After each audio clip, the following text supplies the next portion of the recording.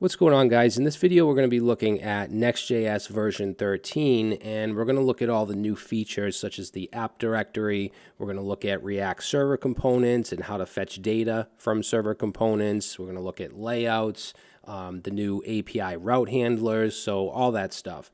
Now, I just want to mention that if you're brand new to Next.js and you've never used it, you barely know what it is, I would highly recommend watching my other Next.js crash course first, the one that I did about a year and a half ago. That's more introductory and more beginner friendly. This is more for people that have at least dabbled with Next.js and want to learn about the new version 13 features. All right, so this blog post from nextjs.org will tell you about them, the layouts, app directory, data fetching, and all that. What I want to do is build a little project and show you all that stuff along the way.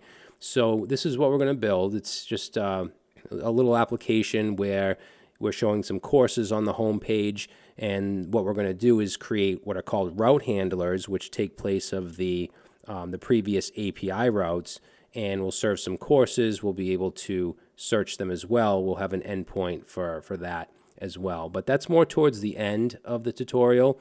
What we're going to start off with is just getting set up. We'll talk about layouts, routes. So the way that you set your routes up is a little different when it comes to naming your files and folders. We're going to look at server components and how to fetch data from those. We're actually fetching data from the GitHub API here. And there's a loader that will just show automatically if you just create a file called loading.js or loading.jsx, which is really cool. So we don't have to say if loading or anything like that in server components. And then if we click on one of these, it'll take us to a single repo with some data from the GitHub API. And notice how the directories came in a few seconds later. What we're doing here is making multiple requests, and we're using something called a suspense boundary so that you can load in the data that comes in, but if something takes a little longer, you can just put a placeholder there rather than waiting for everything to load.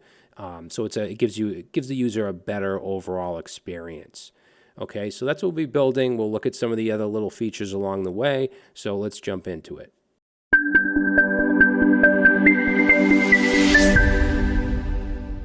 Okay, so we're going to start up our project. There's a few ways that you can get into Next.js. We're going to be using Create Next App, which is similar to Create React App. So just navigate in your terminal to wherever you want to create this project and make sure you have Node.js installed. And we're going to use npx create-next-app. And at this time, if you want to use the new app directory structure, you have to do @latest. So let's go ahead and run that. We should get some questions. So project name, let's say next_13_crash. I guess that'll do. And then if we want to use TypeScript, I'm going to say no to that. ESLint, say no. Just want to keep this simple. We'll say no to having a source directory. And then it's going to ask us if we want to use the experimental app directory, and for that I'm going to say yes. And then your import alias, we'll keep that at the @ symbol. That's just so you can import things from deep in your directories, so you don't have to keep doing ..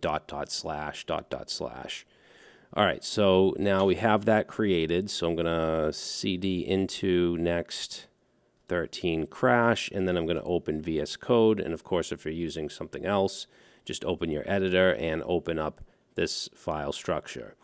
So what we'll do is run the dev server. So I'm going to do that from the VS Code terminal. So npm run dev, and then we'll just take a look at some of the files that were just created.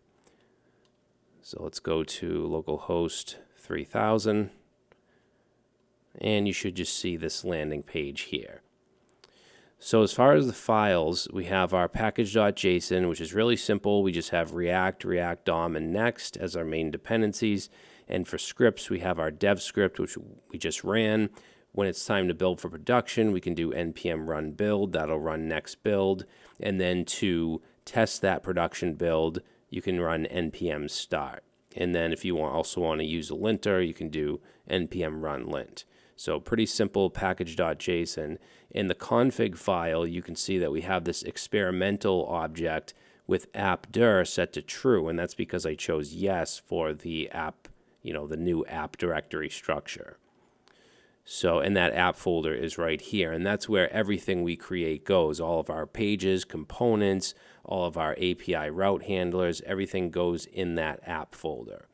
All right, now the first thing that I'd like to do is just kind of clean things up a little. So page.js is going to be our home page. So you can see this JSX here, that's what we're looking at here in the output on the home page. So I'm actually going to just completely get rid of everything in here just to keep this simple, and I'm going to create a new component. Now I'm using the ES7 React Redux snippets extension, and with that I can do RAFCE, which is React Arrow Function Component Export. So it'll just give me a very simple arrow function component, and I'm going to call this home page, okay, because this is a page component. And the convention that I use is always to use page at the end of whatever page it is. So let's go ahead and save that, and we should just see home page. Now, as far as styling goes, we do have our global CSS, but what I want to do is clear everything out of that, and then in the final repository, the link is in the description, you'll have a global CSS there, and I just have a bunch of custom styles. So I'm going to just replace that global CSS with the one from the final project, and you can see that now we have this really dark gray background color. And I'm importing the Poppins font and using it here, but in a little bit I'm going to show you that with Next 13 you can actually import fonts, so we won't even have to do this. But for now I'm just going to leave it the way it is. And just like with past versions of Next.js, you can use CSS modules and you can, bring them into your components, but we're not going to do that, so I'm just going to delete the page module CSS.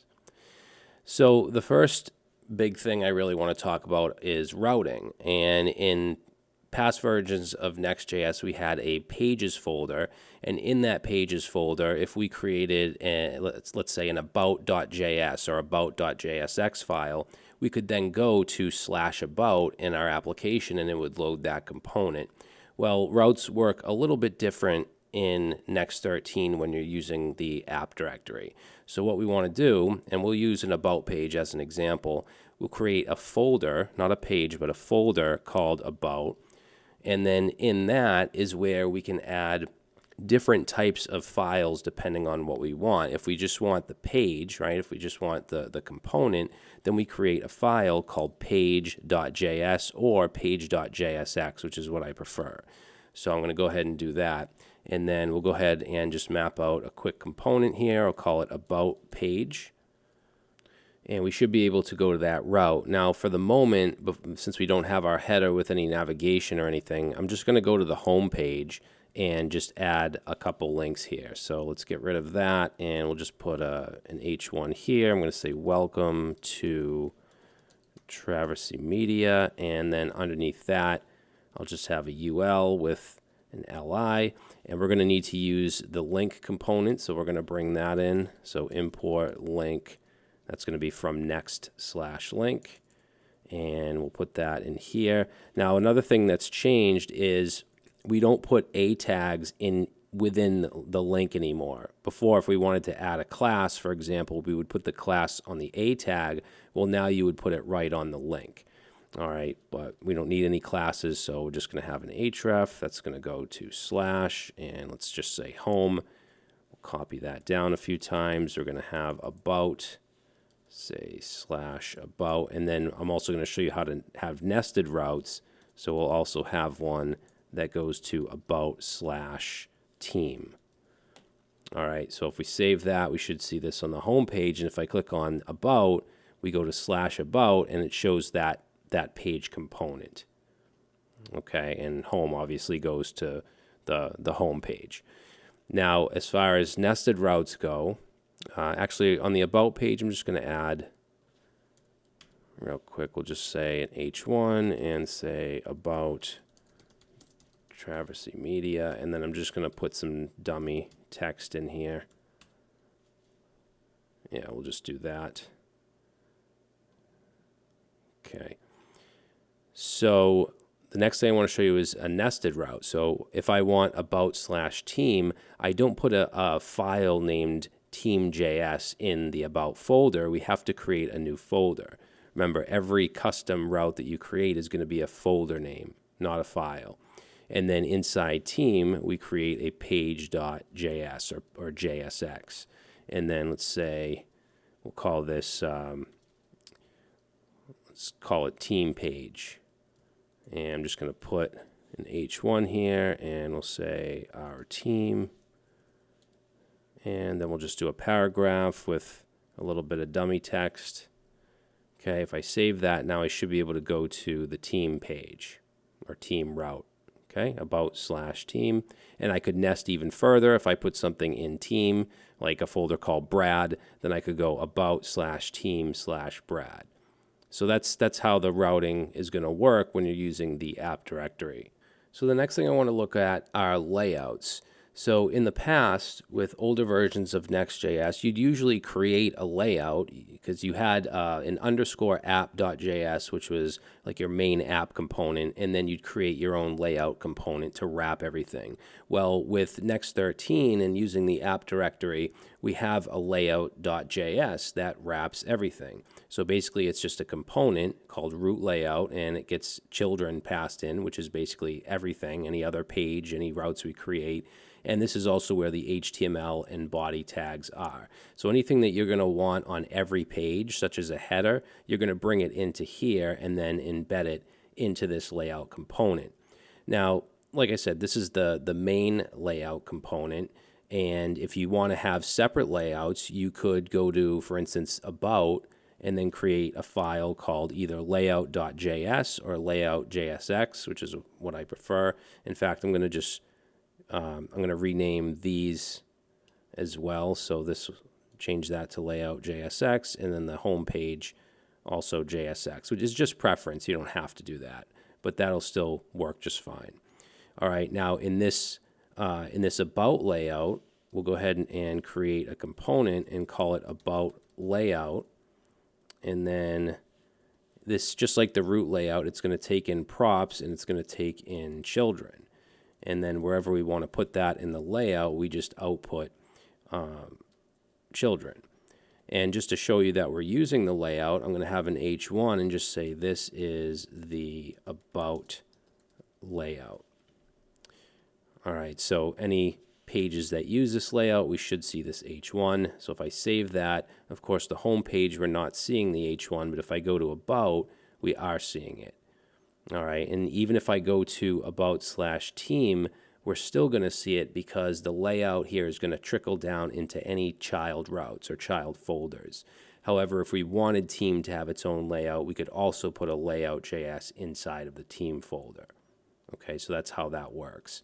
Now, I'm not going to keep that layout. I'm going to delete it. I just wanted to show you that you can have custom layouts. You know, you might have a login and register page where you just want the box. You don't want any navigation or anything like that. That's a good example of where you might use a custom layout.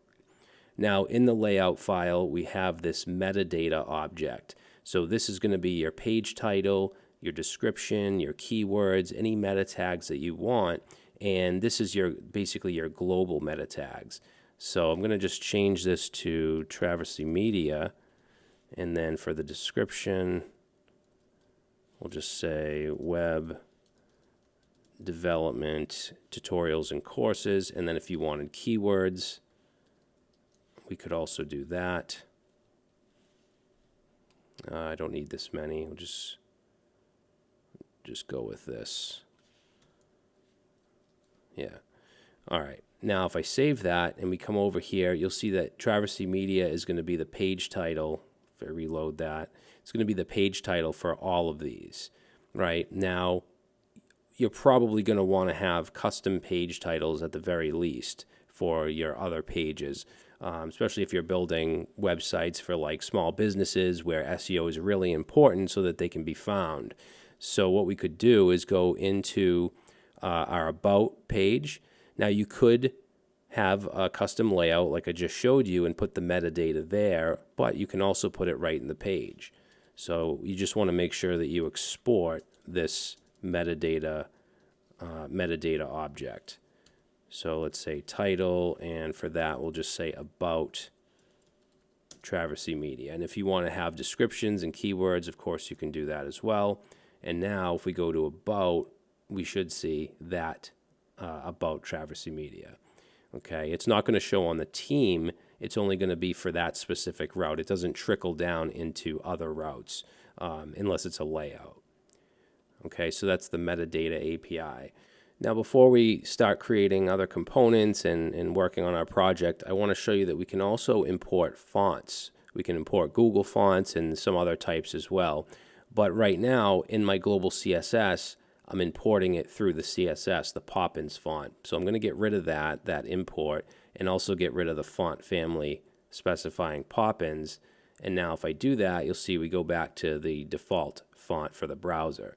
So what we can do is in the layout, or really in any file, but since I want this font to apply to everything, I'm going to bring it into the layout. So let's go at the top here and let's say import, and we want to bring in curly braces, whatever Google font you want. I'm going to use Poppins, and that's going to be from next/font and then /Google. Okay, and then the next thing we want to do is create an object. Let's say const Poppins lowercase, and we're going to set that equal to Poppins uppercase, what we just brought in, and that will take in an object of options, such as the weight. Now, the weight can be a string, like if you just want, say, 400, or it can be an array of strings if you want multiple weights, which I do. I want 400, and then for bold, I want 700. Okay, and then you can also add subsets. So for subsets, we'll say Latin. Now, to apply this, we can use this object, this variable, so Poppins and then .class name. That will give us a class that will apply the font. And I'm going to apply it to the body because I want it for everything. So let's say class name. We're going to set it to some curly braces and say Poppins .class name. So now if I save that, we come back here. Now we have the Poppins font, and we didn't have to bring it in through our CSS. All right. Let's see. I also want to just wrap the children right here. I'm going to wrap that in a main tag, and I want to give that a class name of container, which is just a class I have in that CSS file. All right, so we'll bring that into there. And that'll just add some padding and stuff and adds a little container around it. Now, if you open your console, you might see some weird errors, and a lot of times it's because you have extensions installed. For instance, I have LastPass installed, and let's see, it's not doing it right now because it is doing it. Yeah. So if you see something like this, extra attributes from server, it basically means that the server output or the server markup doesn't match the client, and a lot of times it's because you have browser extensions that add extra extra HTML or extra markup to your page, and it doesn't match. So you might see issues like this. Just try disabling some extensions if you do. All right, or just ignore it. But there's nothing wrong. We didn't do anything wrong in this project. We barely did anything, and I'm still seeing it. And I think I have LastPass disabled. I'm not going to go and get into it, but it could be another one. You can see I have quite a few Chrome extensions. All right, now the next thing we'll do is create a header. So I'm going to go into app, and any components that aren't pages, I'm going to put into a components folder. So in here, let's create a file called header.jsx.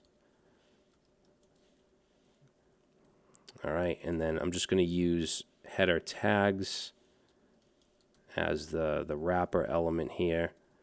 And we're going to have links in here, so we also want to import link. Okay, and then let's let's see, I'm also going to give this header a class name of header. And the styles should just apply because of that CSS file. Then we're going to have a container. I might disable Copilot if it gets too annoying. So we have our container, and then in there we're going to have our logo class. And let's have a link. That'll go to home, and we'll just say Travesty Media. If I could spell my own name. All right, and then let's see, under the logo, let's have a class of links, and that's where we'll put our navigation. So we're going to have a link to About, and let's say our team, and that will be About/team. And then we're also going to have a link to, let's say, code, and that's going to go to code/repos, which doesn't exist yet, but I'm just putting it in there. Now, I want this header to obviously show on every page, so I'm going to bring it into the layout, not into the home page. So let's go ahead and bring in import header, and we'll put this right above the main tag here. So we'll save, and there we go. So now we have our header, and we can navigate. Code isn't going to work right now. But what I want to talk about real quick are React server components versus client components. And this header that we just created, along with our other page components, are all React server components. By default, when you create a component, it's going to be rendered on the server unless you specify that you want it to be a client component. And there's differences, so I want to go over that right now. So I don't have any slides or anything, so I'm just going to paste it in this file, and this is from the blog post. So basically I have a blog post that is a written version of this crash course. If you want to check that out, I'll have the link in the description. But some advantages to React server components are that they load faster because you don't have to wait for the JavaScript to load. In the end, you end up with a smaller client bundle size because a bunch of components aren't included in the client. SEO friendly, obviously that's a huge one. That's a huge reason to use Next.js in general. Access to resources that the client can't access. So certain packages that you normally wouldn't use on the client, like ORMs to deal with databases and stuff like that. Hide sensitive data from the client, so API keys and stuff like that. More secure against cross-site scripting attacks. And in many cases, it gives you an improved developer experience because they're simple. A server component is much simpler. However, there are limitations or disadvantages, which are they're not as interactive. So if you have components where you're going to have a bunch of state and you have use effects and you have a bunch of things going on, then you can't use a server component. With a server component, you can't have component state. You can't use the use state hook. Okay, in fact, I'll show you in a second that if you even try importing it, you're going to get an error. You also have no life cycle, right? It's just loaded when the page loads. So you can't use the use effect hook. All right, so there's definitely limitations depending on how interactive you want your components to be. Now, just to show you real quick, if I were to, in this header, import use state, and I save, I'm going to get this error. It says you're importing a component that needs use state. It only works in a client component. Okay, now to make this a client component, if I wanted to use the use state hook, all you have to do is go to the top here and in quotes, just simply say use client, and now you see that error goes away, and I could treat it like a normal, normal client-side React component, and I could add state, I could bring in use effect, and all that stuff. Now, since I'm not doing that, I'm going to keep this as a server component, which is normally what you would do in this situation. Now, the next thing I want to get into is fetching data from a server component, which is actually really simple. With a client component, you would usually bring in use effect. You have your use effect dependencies, which can kind of get messy and can kind of be a pain. Fetching data with a server-side component is very simple. So in the, let's see, we're going to have this code. This goes to code/repos. I want to create a route for that. So in app, we'll create a folder called code. And then in there, we'll create another folder called repos. And then in there, we'll create a page.jsx. Okay, and then we'll say RAFCE. Let's call this repos page. Okay, and if I save that and I reload, we should see this repos page. So what I want to do from here is fetch my GitHub repos. Now with the GitHub API, I'm sure a lot of you have used this, but if we say, if we go to api.github.com/users/ and then whatever your GitHub username is, and then /repos, that's going to fetch an array of your code repositories. So that's the endpoint that I want to hit. Now to fetch data, we actually just use the fetch API. In fact, it's kind of a superset of the fetch API. There's some things added to it. So first off, let's see, how do I want to do this? We'll just fetch the data first, and then we'll work on, displaying it in the UI. So I'm going to create a function, an async function, because I'm going to be using a sync await. So we'll call this get repos, or let's call it fetch repos. And then what we're going to do is just simply use the fetch API. In fact, I'll use this Copilot snippet. So we're setting a response variable, and we're awaiting on this fetch to this URL, and I just want to change the user to my own. So let's say Brad Traversy, and of course you can put your own GitHub username, and then we're just returning the JSON. In fact, let's say const repos. I just prefer to do that. I think it's a little more clear. So we're returning repos. So this will return a promise. So down here in our component, what we'll do is let's make this asynchronous. So async, and then above the return, we're just going to create a variable called repos, and we're going to await on that fetch repos function. All right, now before I do any output or anything, let's just console log to make sure that we got them. So we'll say repos, and I'll even put in the JSX, we'll just do like the name of the first one. So we'll say repos because it's an array. So we'll say 0, and then we'll get the, let's say, name. I think it's either name or title. Pretty sure it's name. So we'll do that, and let's save and go back to our repos page, and you'll see 50 projects in 50 days. All right, so we know that we're fetching it. In fact, if we look at the console down here, you can see it. Now, just remember, this is a server component, so if you do a console log from it, you're not going to be looking in the client, right? You're going to look down here. So just keep that in mind as well. If you say use client at the top and then you console log, then it's going to be in the browser. So let's get rid of that, and then we're going to start to create our output. Now, if you want to just copy the code from the repo and skip the output part, you can do that.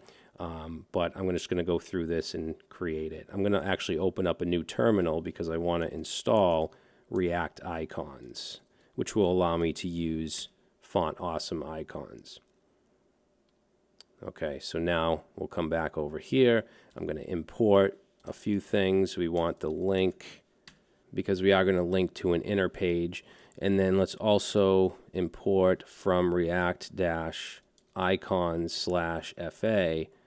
And I'm just going to bring in a couple icons. So I want FA star for the Stargazer count, and then we'll do FA code branch and also FAI. All right, now down here in the output, let's see, we'll get rid of this. And we're going to have this wrapper div. Let's give it a class name of repos-container, which is just a class that I have in the CSS. And then let's have an H2. We'll say repositories. And then we're going to have a UL, and let's give it a class of repo-list. And then we're going to map through the repos. So let's say repos.map, and we'll say for each repo, then we want some parentheses. And for each one, we're going to have a list item. We don't need this class name. Yeah, so we'll have a key. Let's close that off. So the key is just going to be the repo ID. And then we do want to have a link wrapping around the entire thing, except I don't want it to go to the actual GitHub page. That's what this would do right here. I actually want it to go to an inner page. So it's going to be, let's put some backticks and say /code/repos/ and then whatever the repo name is. All right, and then let's see, inside the link, we're going to have an H3, and let's do repo.name. Then we want the description. We'll put that in a paragraph. So repo.description. And then we want the details. So this will be a div. Let's give it a class of repo-details. Okay, and then in here we're going to have a couple spans, and in the span will be the icon, let's say FA star, and that will be the stargazers count. And then we'll have another span, and that's going to be the forks, and then we'll have one more, and that's going to be the watchers. And that should do it. So let's save. And there we go. So now we're fetching all the repositories from my account, and we're displaying them with the title, description, and then the stats. If I click on it, it's going to take us to code/repos/ and then the project name. So this is a dynamic route, and I'm going to show you how to do that in a minute. But yeah, so this is a React server component. You can see how simple it is to fetch data. We're not using any use effects with dependencies, with any weird stuff happening. It just simply fetches the data, puts it on the page. Now, the other thing I want to show you is the loading page that we can create. So when it's fetching the data, we can display a spinner, or if we just wanted to say loading repos or whatever, we can do that very easily. All we have to do is in the app directory is create a page or a component called loading.jsx or JS or TS or TSX, whatever it is you're using. Now, you can see here, it's going to give us an error because it is actually looking, it's looking for that component, and it's not there. So let's go ahead and create this. We'll say RAFCE. And then as far as the output, I'm just going to have a div with the class of loader, because I just have this in my CSS, created a simple spinner, and then a div with the class of spinner. All right, and let's call this actually, say loading page. You can call the component whatever you want. You just want to make sure the name of the file is loading.js or JSX. All right, so now let's do that. Okay, so it's really quick. So what I'm going to do is in the repos page here, in the fetch repos, I'm going to just make it take 1 second before it loads the data. So after the response, let's do this. We'll say await new promise, and we'll pass in here, let's say resolve, and then we're going to have a set timeout until it resolves after 1 second. So let's put, I'm missing a parentheses here. Yeah, we'll just say wait 1 second. All right, so now let's save that. And if I reload, now you can see for 1 second, it shows that spinner. And that's just from creating this loading JSX. So I didn't have to put in, bring in use state and say is loading, set it to true, fetch, set it back to false. I didn't have to do any of that. So if it's a server component and you're fetching data and you have that loading page, it's going to display, which I think is really cool. Now we're going to talk about dynamic routes, because we want to be able to click on one of these and have it go to that specific repo page. So what we would do, since I want it to be /code/repos/ and then the name, where the name is dynamic, I'm going to go into repos and create a folder with brackets and then whatever that name is. So in this case, it's the repo name, but in many cases, it's going to be ID, or you might have, title, maybe if it's a blog, something like that. Now, in this name folder, we're going to create another page.jsx.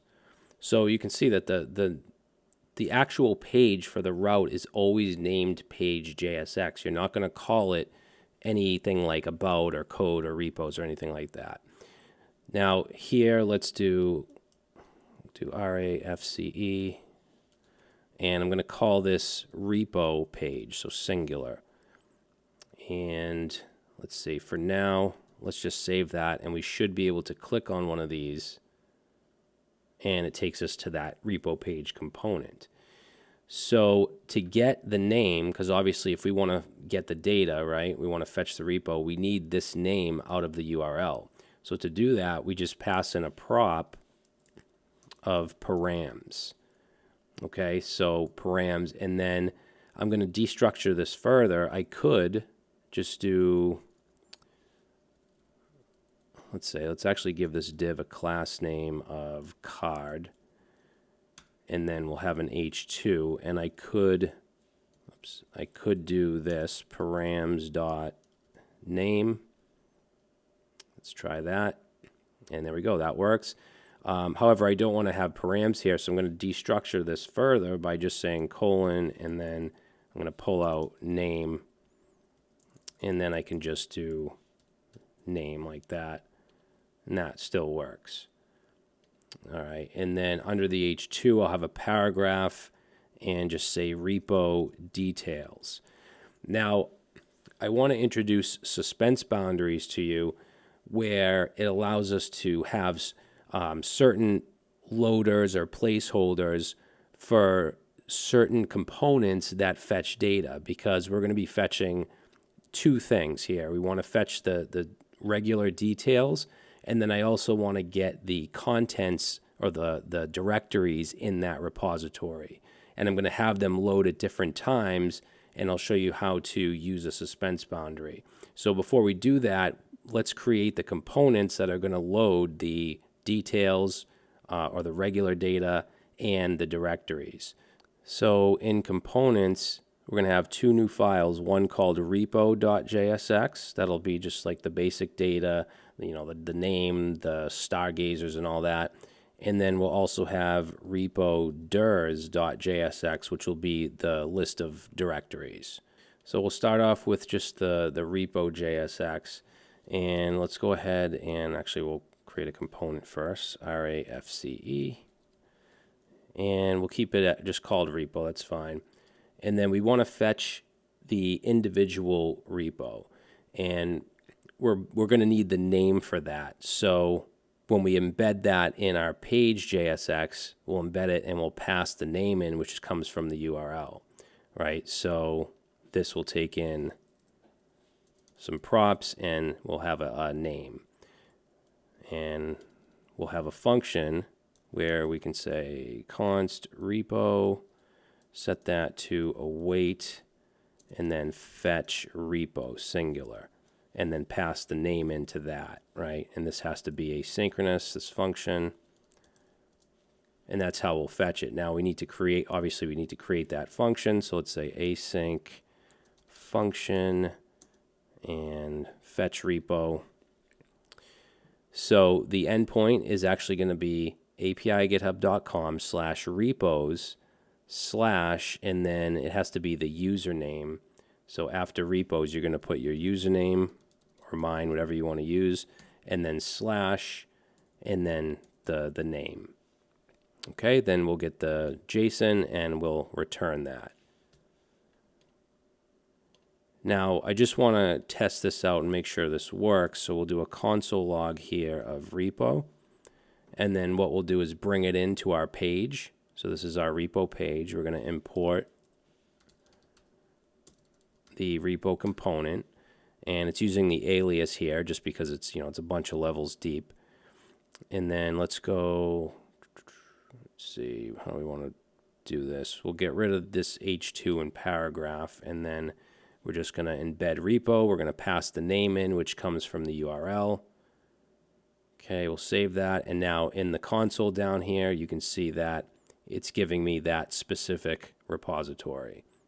So at least we know that this is fetching, so now we just need the output for this component. Now I'm going to bring in a couple things. I'm going to import link, because I do want to have a link to the actual GitHub page. And then we're going to need some icons. So say from React icons, and that's going to be /FA. Let's say FA star, FA code branch, and FAI.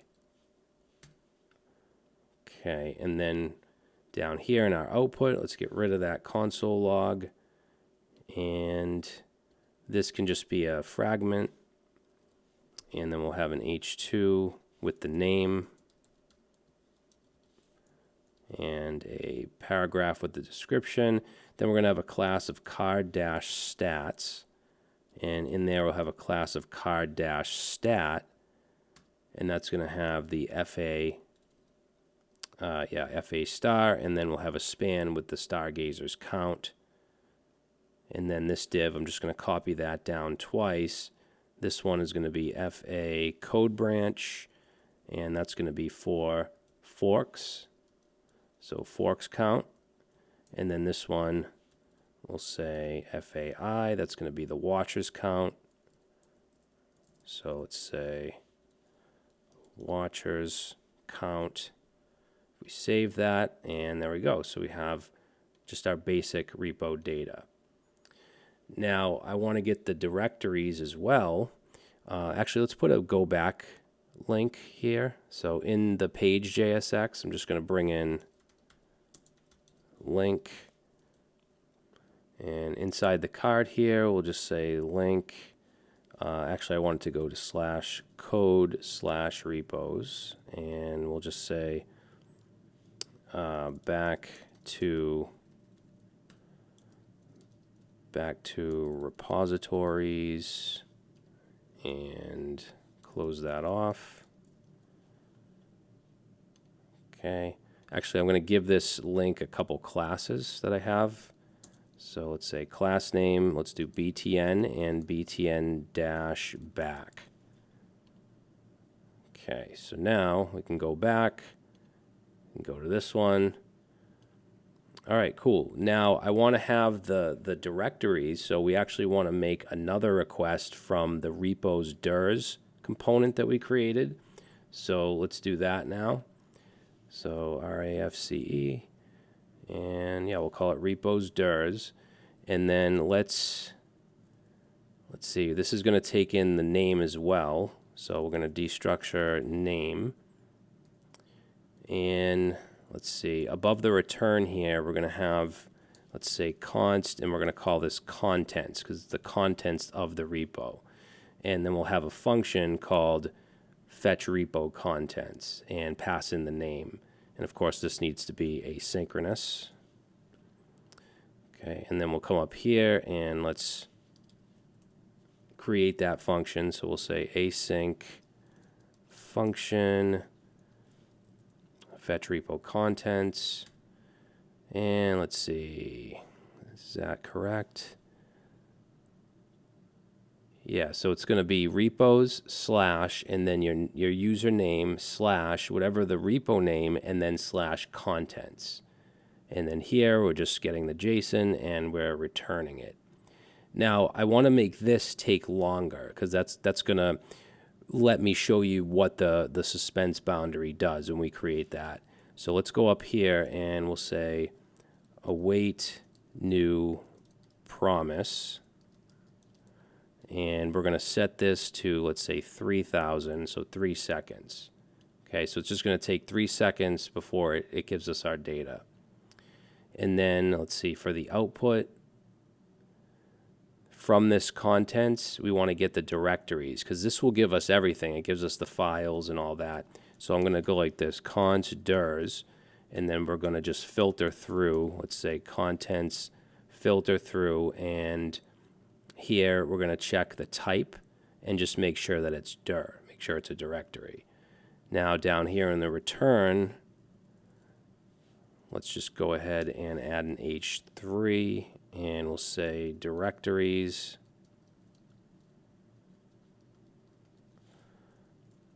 That down there. All right, so we got our directories. We'll have a UL, and then we're going to map through our dirs. So dirs.map, and let's say for each directory, then we want to return a list item. So we'll say list item, give that a key, and the key we're going to set that to the path. So we'll say dir.path, and then in the list item, we're going to have a link to the actual directory on GitHub. Let's see, dir path. I think I want to change that to path as well. Okay, so I think that'll do it. Let's save that, and then we're going to go back into page.jsx, and we're going to bring in, say, import RepoDirs.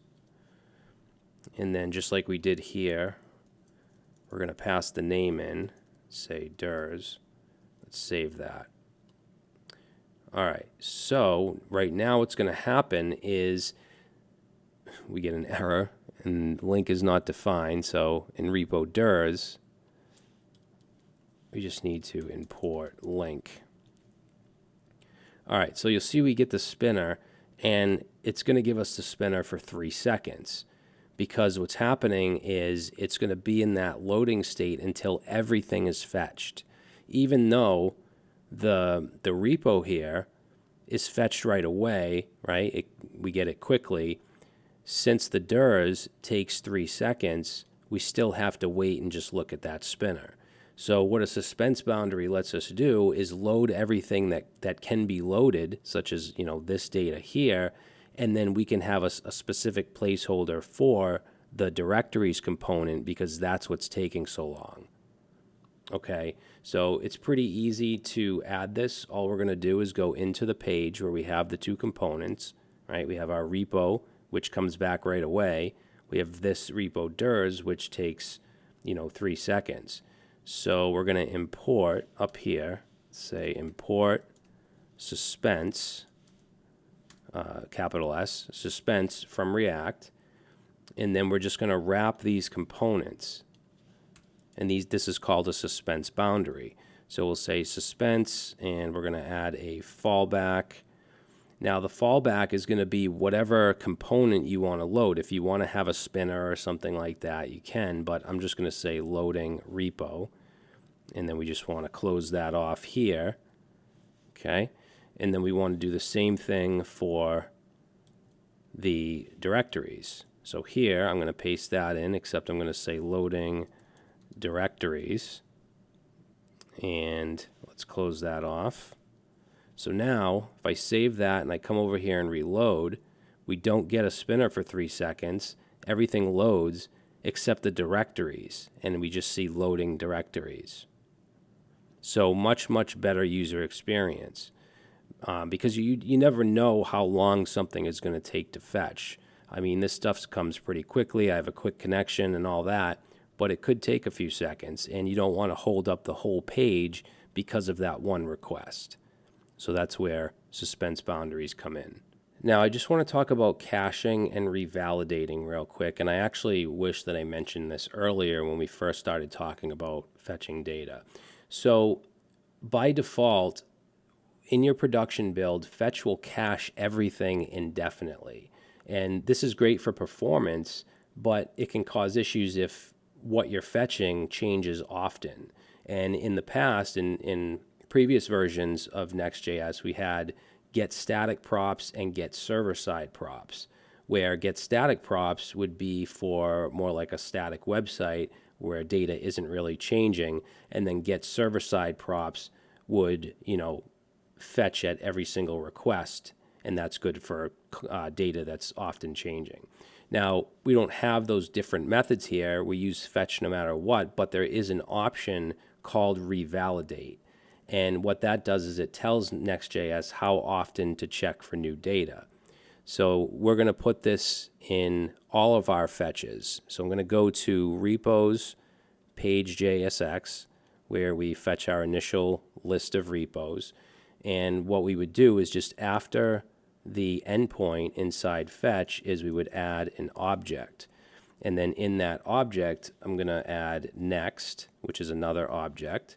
And in there, we can say revalidate. Okay, and then that's going to be the number of seconds that we want to wait until it fetches fresh data. And we're going to say 60 seconds. Okay, so basically it'll cache it for 60 seconds, and you can change that to whatever you want. All right, but if you're working with data that's often changing, then you're going to want to do this. For something like this project where we're fetching my repositories, I mean, how often is that really update? How often are you adding new repositories? If it's not very often, you might want to just not even put this in and just have it as a static website. All right, because at that point, it just fetches it once and that's that. But again, if you have data that's often changing, then you want to add this. So I'm just going to copy this object, and then we're also fetching in these two components, repo and RepoDirs. So I would just add that here as well. Let's see, just paste that in like that, and then in RepoDirs, paste that in there, and everything should still, work fine. And if you were to build this out now, and if you were to add a new repository, it would pick that up, after 60 seconds. If you don't add this, then it's not going to pick it up. So just keep that in mind. And you can read more about this in the documentation. Okay, now the last thing that I want to talk about, which is going to kind of take a while, is API route handlers, which allow you to create custom request handlers for a given route. So instead of having like a backend Express API, in many cases you can just keep it within your folder structure here. So I'm just going to close everything up, and this is where this API folder comes into play. Now, you can actually have route handlers within your page routes, so it doesn't have to be within this API folder. But if you put it in here, then it's going to be prefixed with /API. Now, it has this hello as as an example. So I'm actually going to open up Postman. You can do this with your browser because we're just making GET requests right now. But I'll just show you within, let's see, I'm just going to go here.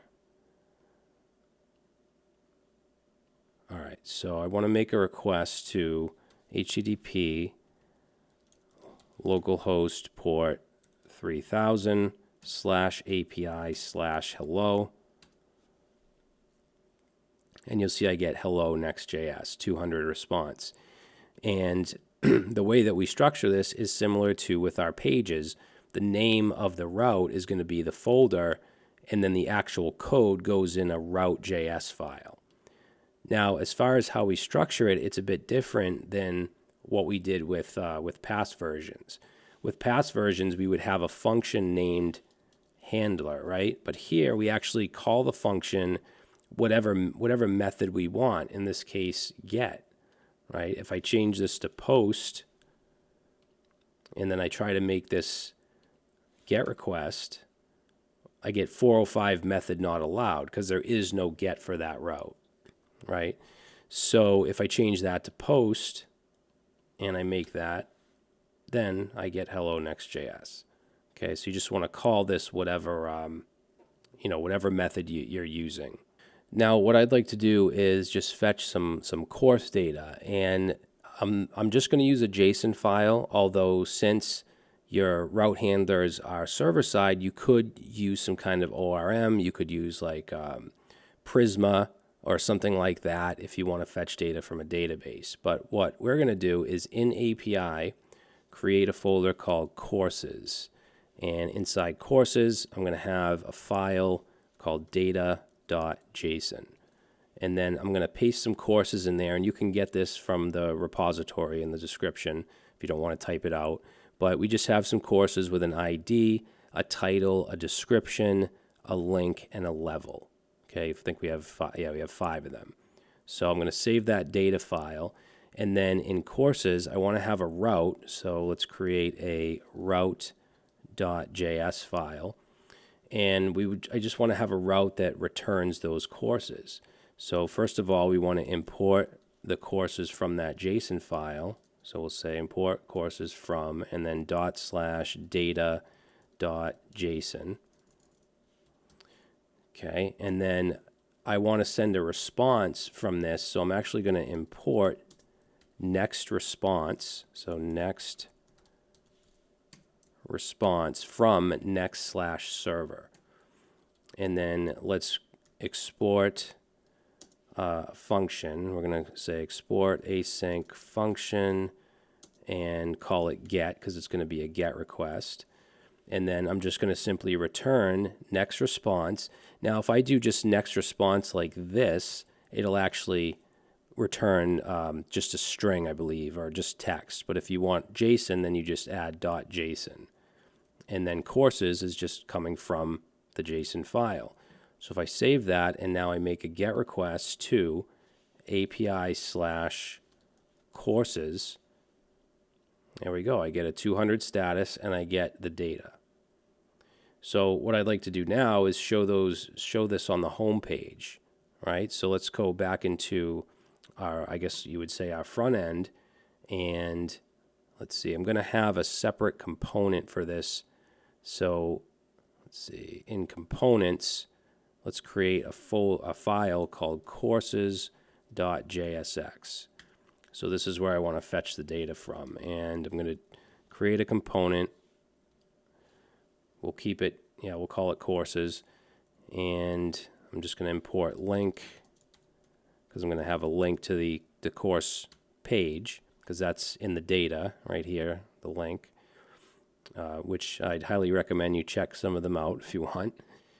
And then let's see, we want to fetch, so this is going to be a server component. So let's say async function fetch courses, and let's see what it gives us. No, I don't want that. So let's say const response, and we want to set that to await fetch. And yes, that's what I want to fetch, is localhost 3000 /API/courses. And then let's do const courses equals the JSON, and then return courses. All right, and then inside the component here in the function, we're going to fetch our courses. We do need to make this async, and then we want to await on the fetch courses. And then what we'll do is just map through those. I'm going to give this div a class name of courses.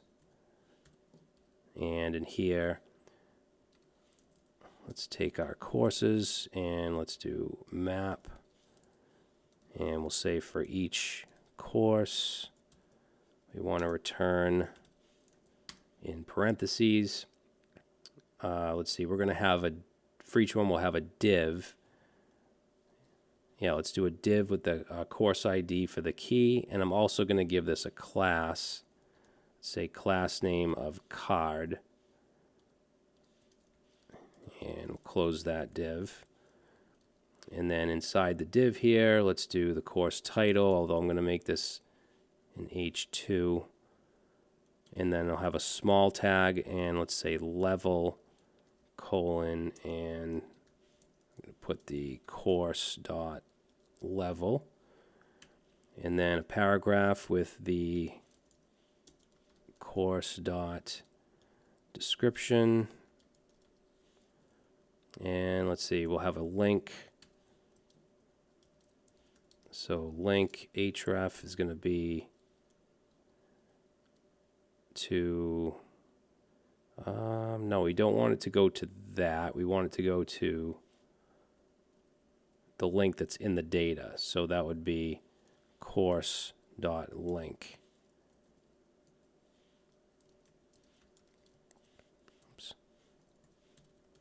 All right, and then inside the link, we'll just say go to course, and let's also make that open in a new tab. So we'll say target equals underscore blank, and let's also give this class name of btn.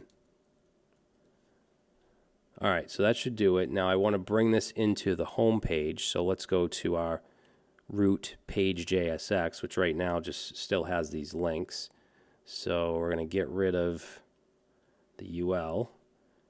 That can just be a fragment. And then let's import the course component, and then we'll add that here. So courses. Okay, let's save. Let's check it out. Go to the home page. And there we go.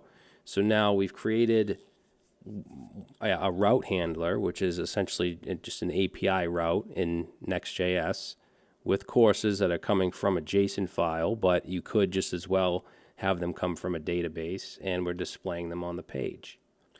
Now, I'm also going to show you how to get query params. So, for instance, if we want to search courses, and maybe we want to have a route that's like /search, and then we want to have a query. So we could say like $query equals React. So something like that.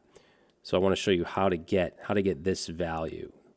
So let's go back into our course routes. Actually, we're going to create another route at /courses/search. So in the courses folder that's in API, let's create another folder called search, because it works just like the pages. So this will be courses/search. And then I'll create a file called route.js in search. And then this is where I want to have, have that endpoint or that route handler. So let's import, say, next response. And I'm also going to import the courses, and that's going to be one level up. So /data.json. And then we'll say export async function get request. And we want to be able to get this value that's in query. And this could be called anything. You could call it queue or whatever you want to call it, but I called it query. So the way we can get that is by saying const, and we're going to destructure search params from new URL, and we want to pass into here, not this. So we want to pass into here just request and then .url. Okay, so this will have any query params that we pass in. In fact, what I'm going to do right now is just do a console log of request.url just so you can see what that gives us. So if I make this request right here, I'm going to get all the courses because that's what I'm returning. But if we look in the console, you'll see the request URL is this right here. However, you can extract the search params. So let's console log search params. If I make that request again, you'll see we have URL search params, query, and React. And if I add some other stuff on here, like if I do ampersand and then name equals Brad, and I run that, you'll see that now name and Brad is on there. Now to get a specific value, like to get React or name, we have to do search params.get and then pass in query or name or whatever it is we want. So if I do search params.get, .get, I can't see. And then we pass in here a string of query, and then I make that request again.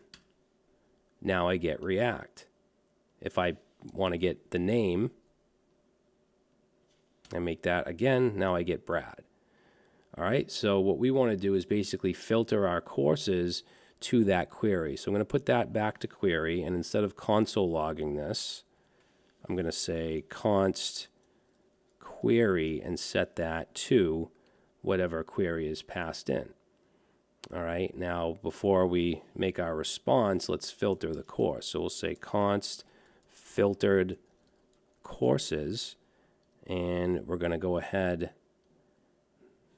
That should do it. I love GitHub Copilot, and you can see why. Like, I didn't have to type this crap out. I'm not a very fast typer, as you guys can see, especially when I'm talking. So it's really nice for this to just, pop in there.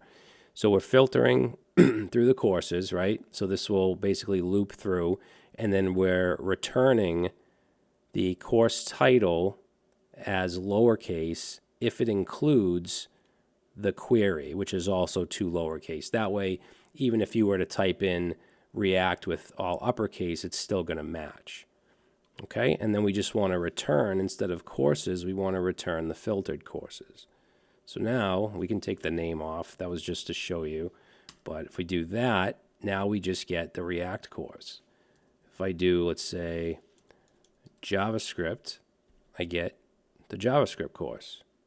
Now, I want to show you how we can get body data, right? I mean, I just showed you how to get query params from the URL, but what about if you have a post form, let's say to add a new course, you need to get that data from the body.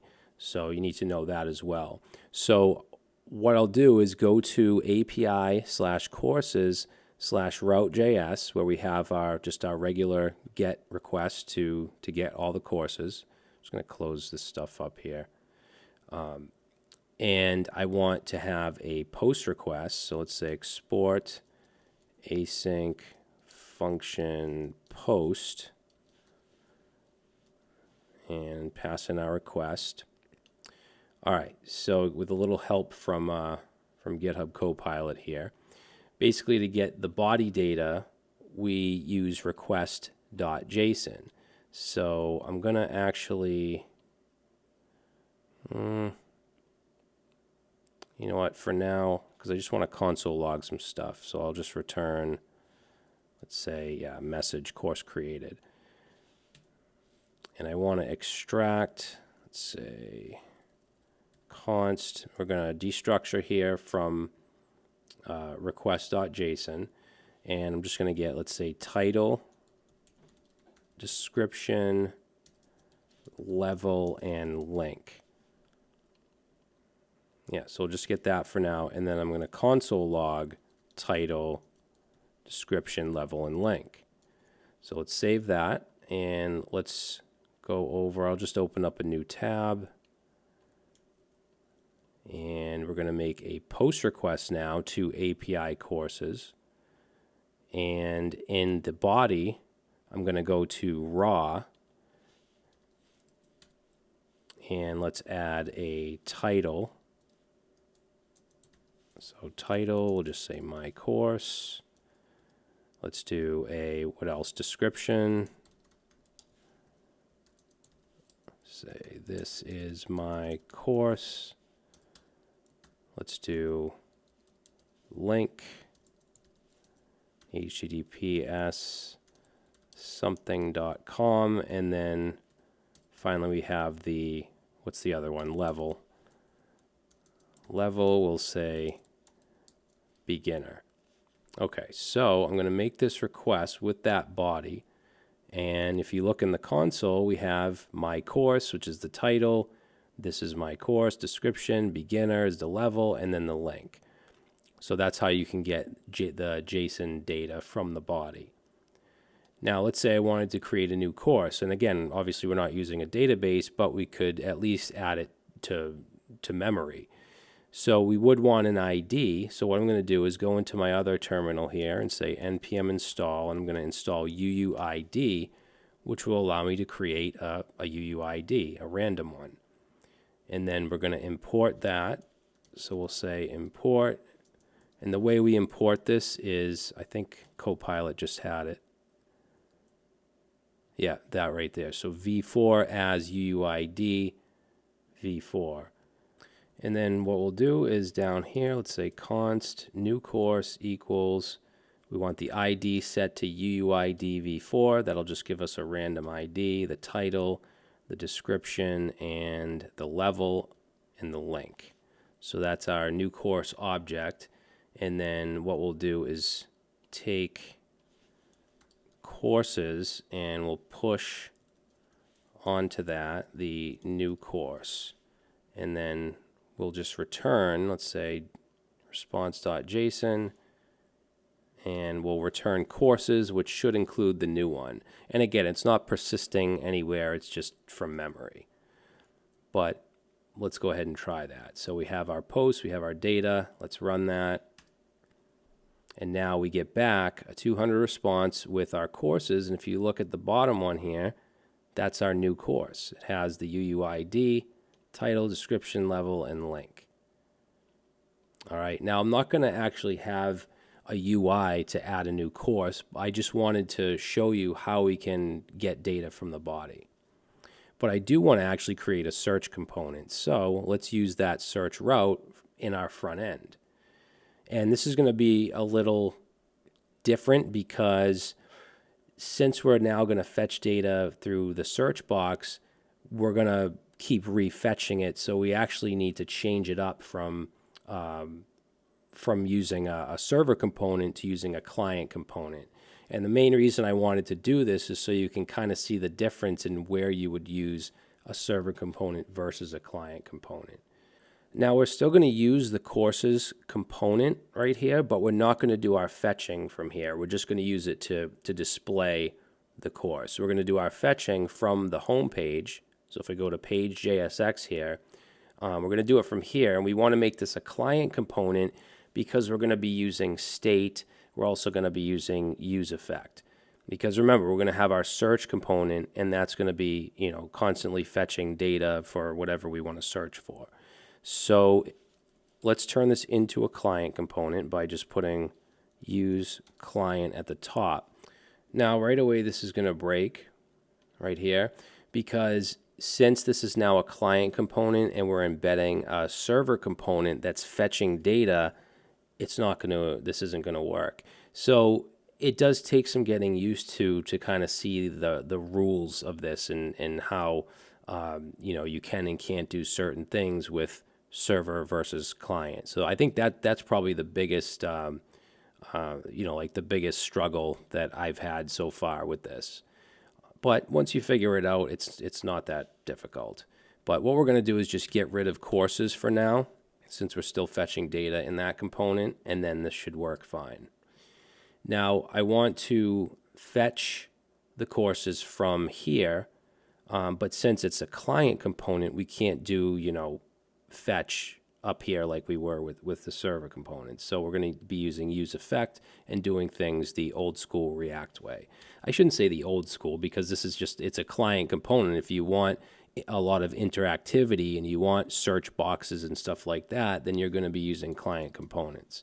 So let's import, let's say, use state and useEffect. Now the loading page, right? Let me close that API, just make this a little cleaner. So the loading JSX page is for server components when you're fetching data. It just automatically works as we saw. Since I'm going to be fetching data from the client, that's not going to just automatically work. However, I can bring it in and just load it manually. So I'm also going to bring that in. Let's go here and say import loading or loading page, from loading. And let's see, I'm gonna try to think of how I want to start this. Let's just add our state. So const, we're going to have state for our courses because that's going to change depending on if we're just loading the page and getting all courses or if we're making a search and getting filtered courses. And then we also want loading because again, that loading page is only working automatically for server components. Now I'm going to have a useEffect. So in my useEffect, and we'll just have our dependencies, and we don't actually need any dependencies, but we're just going to have an empty array. And then let's say const fetch courses and set that to an async function. And then I guess we can just use that. So I'm making a request to API/courses and then getting the data, the JSON data, and then setting the state. Okay, and if you guys know React, then you know what I'm doing here. And then I'm just setting loading to false, which is actually set to true by default. All right, now we have to call this fetch courses, so directly under it, we'll say fetch courses. And then above the return, let's just check and see if loading is true. So we'll say if loading, then we're going to return the loading page. All right, so let's save that. And it's not going to show any courses yet. It's just putting it in the state. We don't have any output, but you can see the loader as it's fetching them. So now what we'll do is the courses component, let's go into there. And again, we don't need to fetch the data from here anymore, so we can get rid of that. And then let's see, we're not going to need this. All we're going to do is get a prop passed in of courses, like that.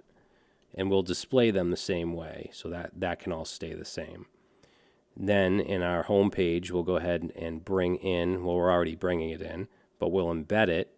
So let's go down here, and right under the welcome, we'll put in courses, and we just want to pass in the courses from our state, which gets filled when we make the request. Let's see what's going on here. Found object promise.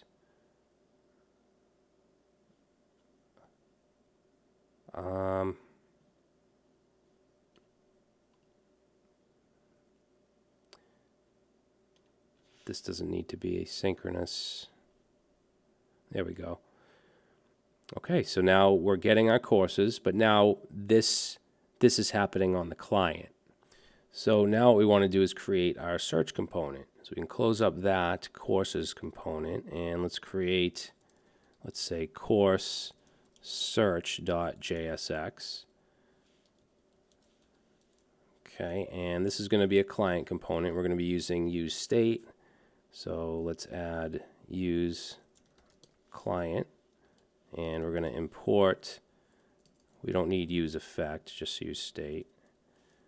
Okay, and then this is just going to be a form. So let's start off, we'll just create the output first. So let's have this return a form, and I'm going to give it a class name of search-form, and it's also going to have a submit handler. So let's say on submit, and we're going to set that to a function called handle submit. And then within the form, we're going to have an input and a button. So let's say input, I'm going to give it a class of search-input, and let's see, the type will be text. We'll add a placeholder. So say placeholder search courses, and the value is going to be query, which is going to be part of our state, which I'll create in a second. And then we want an on change, and we're going to set that to function, and that's going to take in the event object, and we're going to say set query, so we want to set that part of our state to whatever is typed in, so e.target.value.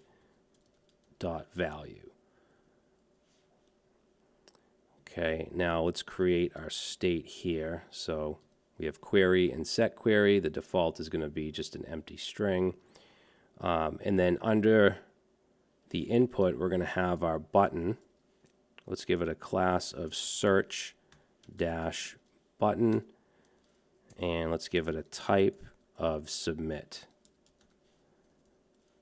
And for the text, we'll just say search. All right, now we want to create our handler. So let's say const handle submit. We want to prevent the default.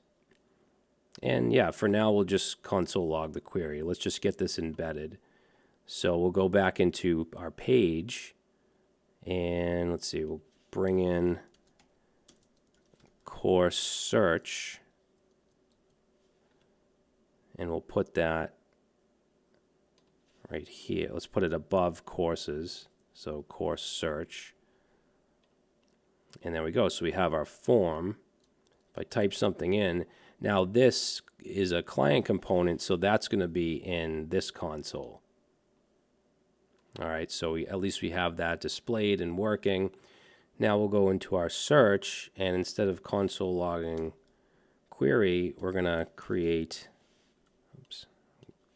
say response, and we'll set that to await fetch, and put in some backticks, and this is going to be /API/courses/search, and then we have our query.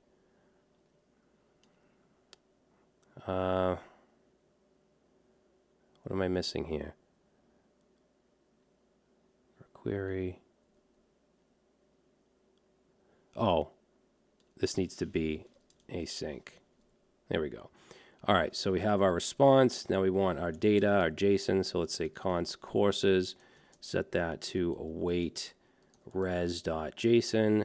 And then what we're going to do is have a function called get search results and pass courses in, because again we need to pass it up into our page, right? If you were using like Redux or a context API, then obviously you'd set this up differently, but we don't need that. This is a very small application. So this get search results, we just need to pass in here as a prop. So let's say get search results. All right, and now if we go back into our page, we can then, on the course search, let's say get search results. It keeps getting in the way. Now we could put a separate, a separate function in here called get search results and add that somewhere up here, or we can just simply add a function in here, and that's going to take in the results from where we call it. So right here we're passing in courses, which is going to be our results, and then we can just say set courses to those results. All right, so now if we come over here and I search for React, it's search, we get React. Search for JavaScript. Okay, if I search for nothing, it should just, show us all of the courses. All right, cool, and these should go to the actual course pages. So that's pretty much it, guys. Loading directories, so that's our suspense boundary. All right, so my main goal for this is just to introduce you to some of these new features using the app directory in Next 13. So hopefully you enjoyed it. Hopefully you learned something. Again, check the docs. There are some other little features that I didn't go over, but we went over most of them, all the big ones. So that's it. Thanks for watching, guys, and I'll see you next time.